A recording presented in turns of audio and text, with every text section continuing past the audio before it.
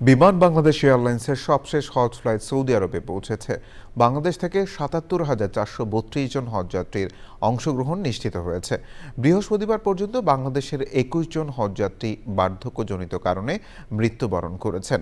বাংলাদেশ সরকারের সার্বিক হজ ব্যবস্থাপনা সন্তুষ্টির কথা জানিয়েছেন সৌদি হজ ও ওমরা মন্ত্রণালয়ের ডেপুটি মিনিস্টার ডক্টর হাসান আল মনকারার। মক্কা থেকে MY আলাউদ্দিনের প্রতিবেদন। আল্লাহর ডাকে নিজেকে সমর্পণ করে দিতে আকাশ, সমুদ্র, সড়ক পথ কিংবা এতদিন যারা মদিনায় অবস্থান করছিলেন সকল হজযাত্রীগণের গন্তব্য এখন মক্কায়। বাংলাদেশ থেকে গতকাল সর্বশেষ হজ ফ্লাইটটি সৌদি আরবে এসে পৌঁছেছেন। হজের শেষ ফ্লাইটে এসে হোটেলে পৌঁছেছি। আলহামদুলিল্লাহ, খুব সুন্দরভাবে আসছি, পথে কোনো সমস্যা হয় নাই। এই বছর সৌদি সরকার আলহামদুলিল্লাহ চমৎকার উদ্যোগ নিয়েছেন।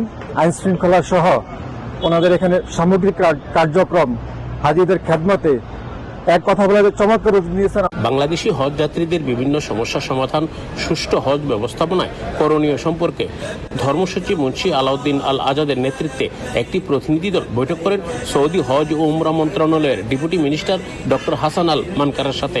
এ সময় অন্যান্যদের মধ্যে উপস্থিত ছিলেন কাউন্সিলর হজ মোহাম্মদ কামরুল ইসলাম, বেসরকারি হজ এজেন্সি অ্যাসোসিয়েশনের মহাসচিব ফরিদ আহমেদ মজুমদার সহ দুই দেশের ঊর্ধ্বতন কর্মকর্তারা।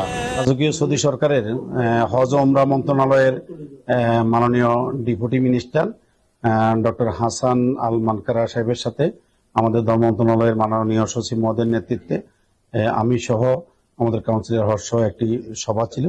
সেখানে এবছরের হজের মাসায়ের অর্থাৎ মিনা আরাফা মুজদালিফা যে চ্যালেঞ্জগুলো আছে সেগুলো নিয়ে আলোচনা হয়েছে। মাননীয় প্রতিমন্ত্রী মহোদয় সেগুলো সমাধানের আশ্বাস দিয়েছে। সুষ্ঠু হজ ব্যবস্থাপনা, আইন শৃঙ্খলা নিয়ন্ত্রণে কোনো প্রকার রিস্ক নিতে চাচ্ছে না সৌদি সরকার।